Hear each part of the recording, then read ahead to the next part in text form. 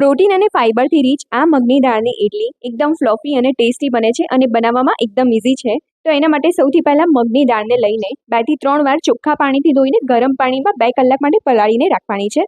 જો તમારે સવારે બનાવવી હોય ને તો રાત્રે પણ પલાળીને રાખી શકો છો. હવે મગની દાળ પલળી ગઈ છે. મિક્સર જારમાં પાણી ઉમેર્યા વગર જ ક્રશ કરીને ખીરું તૈયાર કરવાનું છે. ખીરાને એક બાઉલમાં લઈ લઈશું. હવે ઇડલી સરસ સ્પોન્જી થાય એના માટે મેં અહીંયા સોજી ઉમેરી છે અને દહીં ઉમેરવાનું છે. બરાબર મિક્સ કરીને 10 થી 15 મિનિટ માટે ઢાંકીને રહેવા દેવાનું છે, જેથી જે સોજી ઉમેરી છે એ સરસ ફૂલી જશે.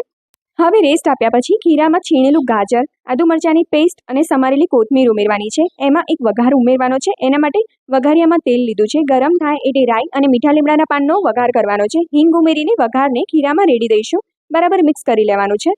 ખીરામાં સ્વાદ પ્રમાણે મીઠું અને હળદર ઉમેરીને મિક્સ કરી લઈશું. હવે ખીરામાં ઈનો ઉમેરવાનો છે. એક્ટિવેટ કરવા માટે એકદમ થોડું પાણી બરાબર મિક્સ કરી લઈશું. ઇડલીની પ્લેટને તેલથી ગ્રીસ કરી લેવાની છે અને હવે એમાં ખીરું પાથરી દઈશું. પહેલેથી સ્ટીમ કરેલા સ્ટીમરમાં ધીમા તાપે ઇડલીને 15 મિનિટ માટે સ્ટીમ કરી લેવાની છે. આ ઇડલીને તમે સાંભાર અથવા તો નારિયેળની ચટણી અથવા તો મારા જેમ કોથમીર ફુદીનાની ચટણી સાથે સર્વ કરી શકો છો. રેસીપી ગમે તો લાઇક અને શેર કરવાનું ના ભૂલતા.